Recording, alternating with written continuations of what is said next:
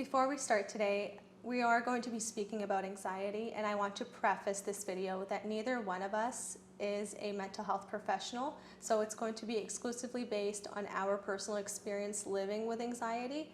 So please do seek a mental health professional if you are suffering with this or any other mental health problem.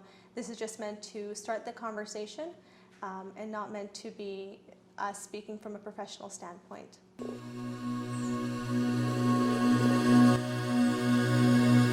Thank you for joining me today, Mona, to talk about your lived experience with anxiety. It's something that I struggle with as well, and I know many others do, and it's sometimes really difficult to pinpoint what it is. So I'm hoping in us speaking about what it is today, our personal experience with it, the challenges that we face, and ways that we try to help ourselves, that it can help someone else. Thank you for having me, Zahra. It's such an important topic to talk about, and inshallah we could do it justice. I hope so.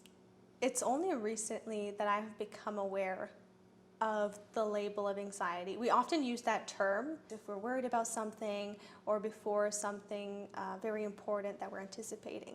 But what is the definition of anxiety to you? The simplest definition for anxiety, I guess, is it's your body's natural response to stress, whether it's something like at work or at school or some problems going on in your family life or marital life. It's how your body responds to it. Right? It's the chemicals that are going off in your brain, in your adrenal glands, right? But there's a distinction between anxiety. We all feel anxious from time to time, right? Like if I have a test, I'm going to be a bit nervous about writing that test. If I'm going to be talking on camera, I'm going to be a little nervous and anxious. Okay, how do I look? But then there's anxiety disorders, and from my understanding, anxiety disorders, that feeling of anxiety, that nervousness, that apprehension, it stays even once the stressor has gone, and it gets to the point where it is debilitating, where you can't function properly at work. It's going to affect your performance. It might impact your relationships. So your marriage could suffer if you have a very long and untreated form of anxiety. So that is my understanding of this topic. Yeah, and one of the things that you touched on that I think is so important is to realize there is a threshold where it gets to a state where it becomes a disorder, and it's a very regular aspect of your life.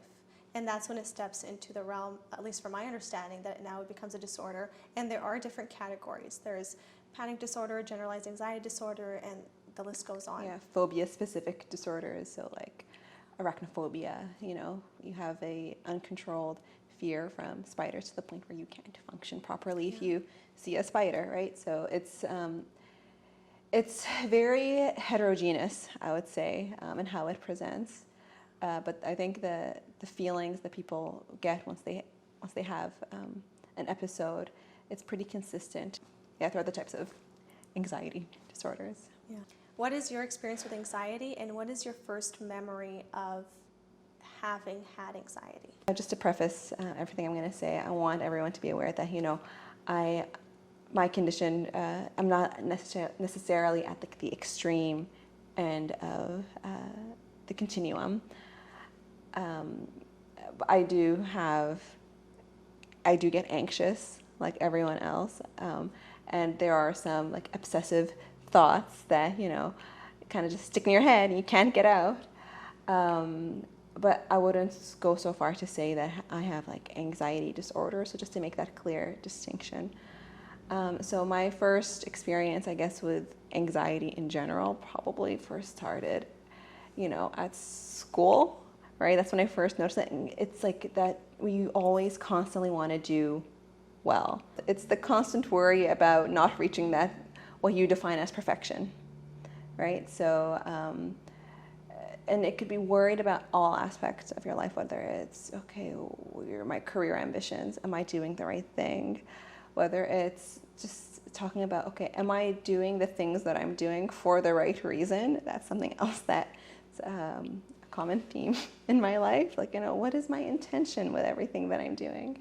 It is also in terms of family. Am I being the best daughter that I could be? How can I be better? And for me, it's worrying that I'm not doing things perfectly for other people. I have a standard of where I want to be, and it's just that fear that I'm not going to live up to other people's expectations of me. And so that's probably one of the biggest things that's kind of causes me to excessively worry. Yeah. And one of the things I want to also stress is a lot of it can be irrational thoughts. Mm-hmm. It's not, that's what distinguishes it from regular Yeah. worrying. It can be irrational thinking, and a lot of it might be for things to come. For some people, it might be, as you mentioned, phobias or social anxiety. And it's building up these scenarios sometimes, or having these thought processes. If you're saying them out loud to somebody, they're completely irrational. But in our heads, or someone who's suffering from anxiety, and obviously depending on where you are, it can be very debilitating because you're stuck with these thoughts. And sometimes, if you ever share that with someone who is blessed enough, I believe, to not have experienced anxiety or an anxiety disorder, they don't really understand, because what they might say is, just stop thinking about it. Just don't worry about it. Just don't worry about it. Stop thinking about it. Yeah. Have you ever gotten that response, and how do you deal with that? It's so tough. Yeah, I mean, I've had that, especially in terms of, I guess, how I practice my faith, right? It's like, why are you needlessly worrying about this? Just don't think about it. It's easy, but it's like, dude, I can't. Like, I can't stop thinking about it. I am worrying about this. And so sometimes it's, when you get that response of just don't worry about it, it's like, it's coming from a good place, like, they're trying to help you, but it's still frustrating, especially if you can't verbalize exactly why you feel the way you feel, because in your head it is so rational. It is so rational, and it makes so much sense, and no matter how many times you try to put it into words, they can't understand, because they haven't experienced it, right? And so I kind of I don't know if I have a proper answer of how to deal with this, but I kind of just try to think, okay, you know what, they're coming from a good place, and I try not to take it personally. And then I kind of talk to myself to get over some of the worries, something that I might do is think, okay, is this worry that I have right now, is this something I could deal with now, or is it something I could deal with later? If it's something I could deal with later, then it's like, okay, just don't worry about it right now. Just let future, I'm going to deal with that worry. And then at least in that short period of time, I'm okay. If it is something I could deal with it now, it's like, okay, can I fix this, or can I not fix this? Does this have a solution? I could make an action plan for it, or no? If I can, great, make that action plan. If I can't, okay, I have to let it go. I just have to let it go. And that's easier said than done, and just stop worrying. It's very difficult, but I think the first step is acknowledging that they're there. Acknowledging that this thought might not be as rational as you think it is, but it's also important to realize that a lot of these thoughts are common. These are common thought processes that everyone around the world has. And so you're not a weirdo, and you're not you're not an oddball for having these thoughts. It's natural. Catastrophizing events, that's a common thought process. Thinking worst case scenario, that's a common thought process. It's not the best thought process, it's not that healthy, but a lot of people have them, and so you are not alone in having these thoughts quite often. One of the things I was reading up on is when you suffer from anxiety, it can be that feeling of I'm stuck in a place. It can be on a personal level in your relationships, it can be in the workforce, it can be with your faith, your religion, family life. In your personal experience, is that relatable to you at all? And where do you think it stems from, if it is? Yeah, it's definitely relatable, especially in terms of workforce, right? So something that I've commonly struggled with is just, feeling like I'm not progressing in my job, right? That I'm stagnant. I'm sitting here. That's it. I see other people grow and graduate. Especially, I work in academia, so I work in an academic research lab. I work with a lot of grad students. I work with a lot of postdocs. They come and go, and then you're still sitting there. And so it's almost like feeling like other people are accomplishing things, but I'm not accomplishing things just because I'm still where I am. And I think it's also the expectation that oh, I know I could do better, then why am I not doing better? And not acknowledging and being proud of where I am right now. Not everyone can say they got a pretty cool job just with a bachelor's degree, right? Like, that's something that I'm super blessed about. And so but when I get into times where I kind of put myself down for being where I am instead of being proud of where I am, that's probably when it gets the worst. Because we tend to identify a lot of what we do with our work or what we did for schooling. Did you have any of that when you were a student, or in terms of choosing your career choice? Being a student was very comforting, I would say. And I think it's because it's something that I knew what was going to happen. I exercised a degree of control. I chose which courses I was going to take. I knew that I was going to progress because, hey, I'm going from year 1 to year 2 to year 3 to year 4, and then I'm going to graduate. There was that end goal that you're going to achieve, graduation. And then there was just that comfort of knowing what you're going to do. I know I have classes on Tuesday, Thursdays. I know I have lab on Wednesday. And so there wasn't any room for surprises to happen. You were in complete control. Or actually, I should talk about myself. I was in complete control in my life. But then after graduating, it's like you lose some of that control because you don't know necessarily what's going to happen after. You don't know if you're going to get a job, and you don't know if it's a job that you're going to like. And even in that job, you don't know what's going to get thrown at you from day to day, right? And so I think that feeling of loss of control contributed a lot to the worrying, especially if I lose control, then I'm not how can I plan for the worst if I don't know what to expect? So it's not able to plan for your expectations, just amplifies the worry. And you touched on something very important. It's this constant thoughts and worrying because you don't have the control. Yeah, and that's something I've been struggling with for a while. And I realized, dude, I'm delusional to think that I have any degree of control. It's that's the thing about life. We can't control, and that's just something that you have to work on and just be once you're completely embrace the idea that, you know what, you actually don't have control.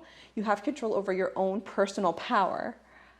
But I can't control external factors, right? I can control what I do. I can control how I react to a situation, but I can't control what that situation is going to be. And I think so once that you kind of put that in perspective and realize, there are certain things that are out of my control. I just have to work on myself on how I'm going to react to this. It's a little more empowering. And alternatively, I think that's the exact issue, because then the only thing we think we can control is our thoughts. So then our thoughts pull us into this, well, I'm going to think about every single option or every single possible outcome. And we have this false idea that I can control my thoughts. Oh yeah, and you can't. Or the other thing is this false idea that your thoughts are protecting you, right? So why do we overthink, right? Because we're trying to think of the worst case scenario. Why do I want to think about the worst case scenario? So I could plan in case it happens. And okay, sure, maybe outwardly, on the surface, it seems like, oh, great idea. This seems like a great protective mechanism. But then in the end, what is it doing? We're overthinking, and it's hurting us. It's damaging us. It's causing us, it's translating into physical pain. So why are we doing it? Why are we still doing it? It's so hard to get out of that rut. It's so hard to get out of that, to just get out of that vortex that you got pulled into. But I think just by recognizing that this thought exists and that it's not necessarily the most helpful thing to me is the first step in at least potentially working on getting out of that situation. Yeah, and you said it makes you feel like you're stuck in a rut, but this rut can go on for years and years and years and years, and it gets you to a point where you are physically harmed, and that can show up in symptoms that can be attributed to many different things. But once you start connecting those dots, you realize, hey, I need help. And as we said, speaking to your family member or friend, not everybody knows what it is to live with that. And I think that's a huge blessing, and I'll stand by that statement. If you don't live with any mental health disorder or problem, you are truly blessed. But you would never know how debilitating it can be and how difficult on so many aspects of your life it can be. So one of the things I want to talk about is counseling. Because these are individuals, whether it's a counselor, I'm not going to go into the specifics of distinguishing between a counselor, a psychologist, or a psychiatrist, but collectively, mental health professionals are there to help people with their mental health problems. What's your experience with mental health professionals? Well, I currently am seeing a counselor. Before that, my family members were my counselors. And then it got to the point where they're like, hey, Mona, and I love them to death, and I love them for pushing me to do this. And they're like, Mona, you know what? Like, we can listen to you and we can try to help you, but we are not professionals. So we might say the wrong thing. Go talk to someone who knows what to say and who can actually give you active advice that you could work on. And so I've been seeing a counselor for like the past 10 months, I would say. And it starts off very strangely, right? It's like kind of hard to open up to someone about, whatever stressors are occurring in your life. It's also nice at the same time to talk to a stranger who you kind of know, there's like, who cares what they think about you? Like they don't know me. They don't know me or my family or any of these things. So it's kind of nice to have someone who you could talk to completely like unfiltered. And just pour out your heart and soul to them, and then see how and hopefully they give you advice on how you can work with that. But it's been a good experience so far. It's still like, at the beginning it was kind of hard to kind of build that trust. And you really do have to do some shopping around until you find someone who you feel you can trust. But then once you get that trust going, like slowly over time, you might be I was kind of resistant to share certain things, but then I just started like sharing them after a while. And then it was nice. It was nice to get that out. And it was nice to have answers, or at least know like, hey, you know what? You're thinking this.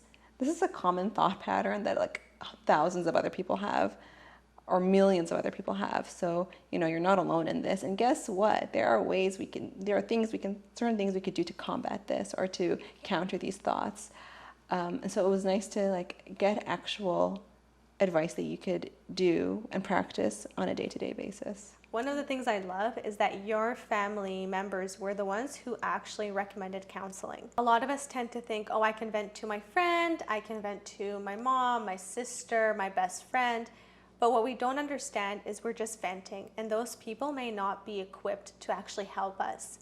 And I remember reading something along the lines of, you're constantly venting, but what are you changing about your situation? When it came to counseling and dealing with anxiety, what are some methods or techniques that you learned? I mean, one of the first things that we talked about was mindfulness.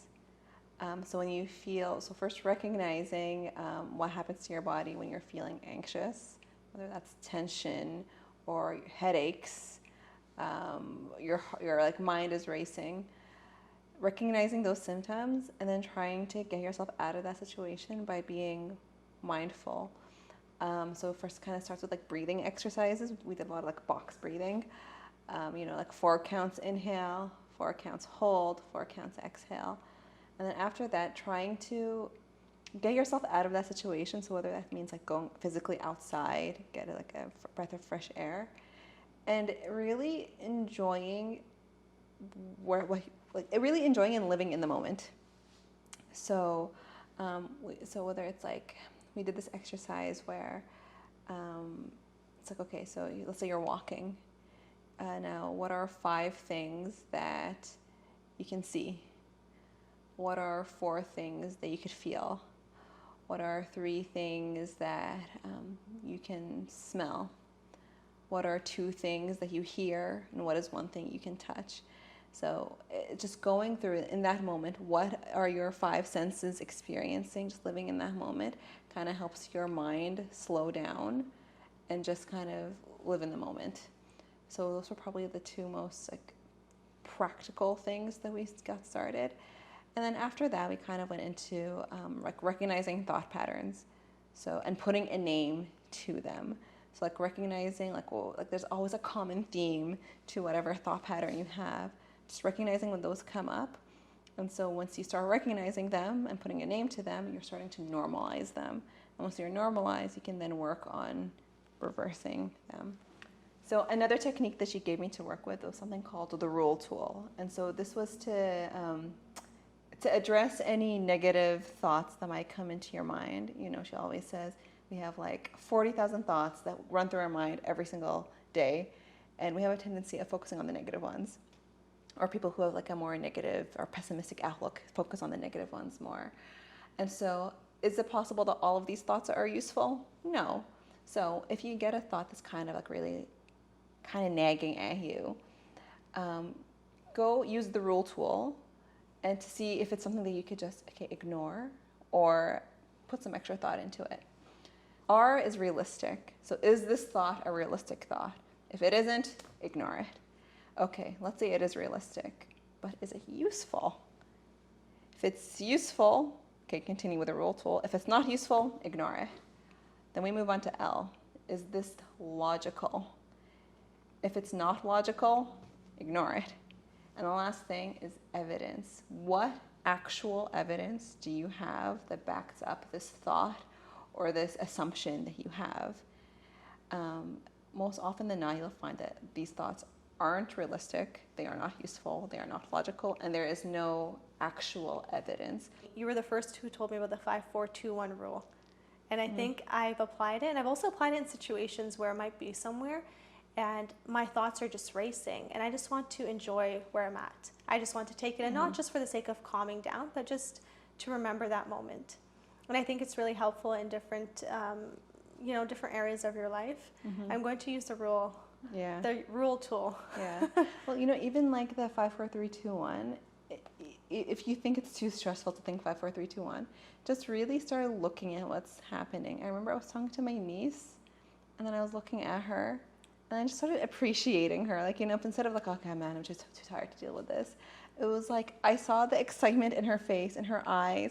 I was looking at her, her eyelashes. And it was a beautiful moment where I just got to appreciate this beautiful little human being in front of me instead of being stressed out about whatever I was thinking about at the moment. So living in the moment, trying to actually feel your senses instead of just letting them go over you really helps. There's still a lot of stigma when it comes to mental health.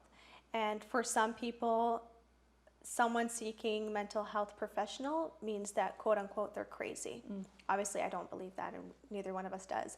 But that can be one of the assumptions made about seeking health professionals. And not everyone is on board with seeking that as an option. So what would you say to those individuals? I would say that your mental health is just as important as your physical health, if not more important. As we already discussed, mental anguish can have effects on your physical well-being as well. You're not truly healthy unless you're both physically and mentally healthy. And so for individuals who are concerned about how they might be viewed if they seek counseling, I'd say don't be concerned. It's normal. It is necessary. I think even if you're happy and healthy, I think you should still go to counseling. It's good. It's good to have someone to talk to, someone who's a professional to speak to about whatever might be bothering you at that time. It's nothing to be ashamed of. It's something that we all need, and I think especially people in our community, in our background, Middle Eastern background, as you said, where we try to keep everything closed up, you'll need an outlet. Just to have put everything on the table so you know yourself better. I think the first step to removing that stigma is normalizing. And the second step is then to communicate, right? It's to teach and educate, like, hey, listen, this is normal. Everyone, even our parents, have some degree of like mental health problem, but we might just express it in a different way. I think maybe born and raised in Canada, we are a bit more in tune with a certain thing, but like even back in the Middle East, they have mental health problems as well. If not more, actually. We're talking about post-traumatic stress disorder, wars. There's so many other things that are a direct link to creating mental health problems, but there isn't that awareness. Yeah. And then in order to create awareness, we need to spread the word. And then for anyone who wants to seek help, who feels like they need counseling or therapy, but are hesitant because they're worried about how they might be viewed by their family, I just want you to know that you're not weak for seeking help for mental health. That's a sign of your strength. It's a sign of how resilient you are, that despite this stigma, you're taking this important step forward in improving your health. And so to anyone who's like been toying with the idea of should I go, should I not go, I would say go, do it. There's so many different options out there. I really like that, and really pinpointing that there's a lot of strength in realizing that you need help or assistance. And one of the things I really want to stress is, for some people, they might go to a couple counseling sessions and that's all they need. For some, it might be lifetime, and for others it varies, and you might go in and out of counseling. To normalize that as well. You might be going because you had reached a really low point in some point of your life and you really need someone to help you work through that. So just putting that out there and saying that we all go through things in our life, and at some point we might need counseling more than other times, and to really normalize it. You said it best. To normalize it is so important and critical, because then we allow people at a younger age, maybe if we see our kids struggling, we're not going to wait until they're adults and they figure it out on their own. As children or as teens or whatever, we send them to get that assistance. Mm-hmm. It's funny that you say that, because I when you invited me today, I was a little cautious, mainly because, again, like you said, we have this thing of like, don't air out your dirty laundry. It's keep your business to yourself. Like, I'm very comfortable with talking to my close friends about certain things, but then it's scary putting yourself out there, and so even if you are someone who is like talking to a counselor or seeing a therapist, just letting other people know that you do that, it will help them make the decision to actually go. If they see, hey, you know what, so-and-so is going, I thought that person had their life, like, they had their life in check, I didn't know that. So, well, there's a reason they have their life in check, because they're getting the help. They're getting the help, yeah. So, yeah, I mean, it's a scary thing to admit, but inshallah, though, it would help other people to make the change they need to make. I hope so. And thank you for doing that. I know it's not easy to speak about, which is the essence of this whole channel, is to speak about things that we normally don't speak about, because I want to normalize counseling. I want to normalize talking about some of the issues, because we all have them. Just because we choose not to speak about it, we're actually creating more harm. We're letting that problem take precedence over our life, and then we're taking away from ourselves the opportunity to connect with other people and say, oh, well, you're going through that. This is what I'm going through. Let's share notes. Which we've done. What have you tried? What have you tried? And only do that once you open up and you're vulnerable. And it's really hard to do that and put yourself out there. But I hope that this opens up the conversation. The other concerns that I've heard is, well, if I'm seeing a counselor in the West, they don't really share my values. They might not be Muslim. I can see both ends of it, because some people may want a Muslim counselor. Some people may not want a Muslim counselor. What are your thoughts on that? I think for me, I wanted someone who would understand a lot of the cultural components of things. So it didn't even really matter if this person was like Muslim or not Muslim, but I'm like, they get, like, if I were to say like, hey dude, like I've been struggling with like wudu, they know what I'm talking about at the end of the day, you know? And so I do understand maybe the desire to have a Muslim counselor, because, you know, this is someone who actually understands you, and they understand that you want to, everything you do, you want to maintain, keep that confined to like your Muslim values. Whereas, you know, there's a fear that maybe a non-Muslim counselor might recommend you do things that aren't really in line with your interpretation of Islam. What I would say to that is that counselors are actually very good at doing what you're comfortable with. And so if you're completely open to your counselor and you tell them these are the things that are important to me, they could work within those confines and those boundaries. And so personally, I felt more comfortable with someone who I thought would understand some of the cultural components more quickly. But don't let that be a deterrent. So if the only counselor you can see is someone who isn't Muslim, don't let that be a deterrent. Yeah. And I think you said this earlier on at some point, you can always shop around. Yeah. Just because you saw someone and that person did not suit your needs does not mean you stop counseling altogether. Just try to find someone else. And, you know, some of the ways that someone can be connected to a counselor is by simply searching up counselors in your area, or just reaching out to your physician and letting them know that this is something that you will like. To end the conversation off, what is the advice that you will give to anyone who, whether anxiety or any other form of mental health problems or even disorders that they think they have, what is the advice you have for them in terms of moving forward? I think first and foremost, talk to someone you trust.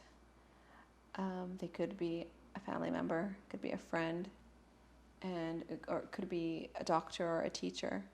Talk to someone that you trust about, and be open and honest about your feelings and your needs. And if you're in a position where someone has spoken to you about their distress, help guide them to a counselor. You know, it's not your job. No one expects you to solve their problems, but what you can do is show them the correct avenue and the correct steps they need to take to finding someone who can help them professionally. And so at the end of the day, it all comes down to get professional help.